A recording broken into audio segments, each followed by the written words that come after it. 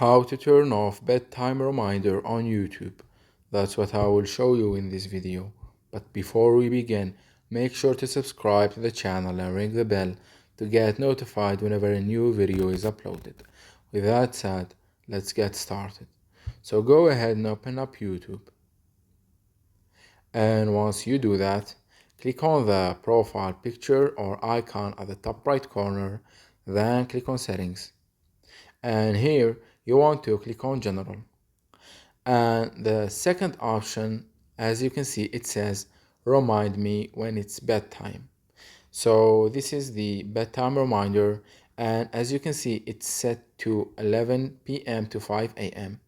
So all what you need to do in order for you to turn this bedtime reminder off is to click on the toggle next to it. And as you can see, the bedtime reminder has been disabled and turned off. So that was it for this video. That's how you can disable and turn off the bedtime reminder on YouTube. If you have any questions, please leave them in the comment section down below. With that said, see you in the next video.